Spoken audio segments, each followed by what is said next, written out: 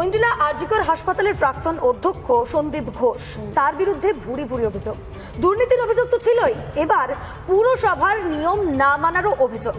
বাড়ি তৈরি मेरा सफेद तुरंत खुले, भरपूर झाग दे और इसकी स्मार्ट साइंस दे स्मार्ट केयर और फ्रेशनेस। मेरी चॉइस मेरा सफेद। করেছেন পুরসভার নিয়ম না মেনেই এই সন্দীপ ঘোষ। আর সেক্ষেত্রে দেখা যাচ্ছে বেলেঘাটার যে তার বাড়ি, সেই বাড়ি তৈরির ক্ষেত্রে একাধিক কারচুপি করেছেন এই সন্দীপ ঘোষ, অন্তত এমনটাই কিন্তু খবর সামনে এসছে। আর বেআইনি অংশ ভেঙে দেওয়ার অনুরোধ জানিয়ে ইতিমধ্যে পুরসভাকে চিঠিও লিখেছেন এক ইঞ্জিনিয়ার।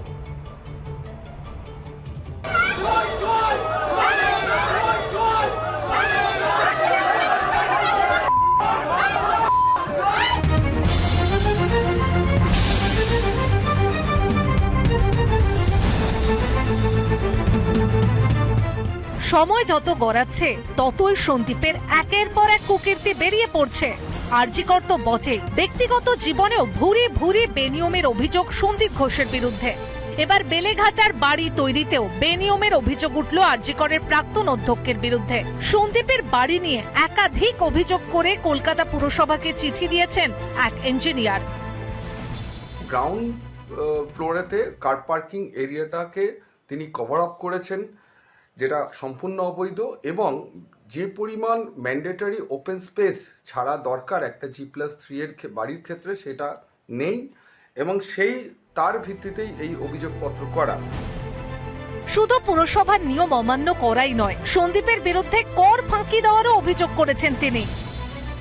বাড়িটির যা ভ্যালুয়েশন, সেই ভ্যালুয়েশন কম দেখিয়ে সরকারি যে ট্যাক্স, অর্থাৎ পৌরসভায় থাকতে গেলে যে ট্যাক্স দিতে হয়, সেই ট্যাক্সও কম দিচ্ছেন, এমনটা অভিযোগ করেছেন।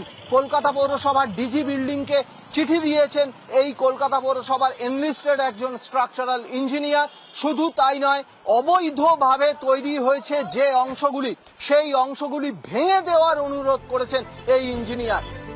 অভয়াকাণ্ডের পর থেকেই শাসক দল ও সন্দীপের সখ্যতা বারবার সামনে এসেছে। সেই প্রভাব খাটিয়েই কি দিনের পর দিন বেআইনি কাজ করে গিয়েছেন সন্দীপ? এদিকে সন্দীপের শ্যালিকা অর্পিতা বেরার বাড়িতে তল্লাশি করে আরজিকরের উত্তরপত্র উদ্ধার করেছে ইডি। 6 সেপ্টেম্বর সন্দীপ ঘোষের শালিকার বাড়িতে তল্লাশি চালায় এনফোর্সমেন্ট ডিরেক্টরেট। সেখান থেকে উদ্ধার আরজিকর মেডিকেল কলেজের যে পরীক্ষার উত্তরপত্র এবং তার পাশাপাশি একাধিক সম্পত্তির নথি এবং দলিল, এবং আরজিকর মেডিকেল কলেজের পরীক্ষার নথিপত্র তার শালিকার বাড়িতে কি করছিল ইতিমধ্যেই কিন্তু তা নিয়ে অনুসন্ধান শুরু করেছে এনফোর্সমেন্ট ডিরেক্টরেট। সিবিআই এর হাতে আরজিকর দুর্নীতির তদন্ত যাওয়ার পর থেকেই চিকিৎসা বর্জ্য পাচার ও দেহ পাচারের মতো অভিযোগ উঠেছে সন্দীপ ঘোষের বিরুদ্ধে। সন্দীপের এই পাহাড় প্রমাণ দুর্নীতি কি চোখে পড়েনি স্বাস্থ্য দপ্তরের, নাকি সব দেখেও চোখ বন্ধ করেছিল তারা এতদিন? রিপাবলিক বাংলা।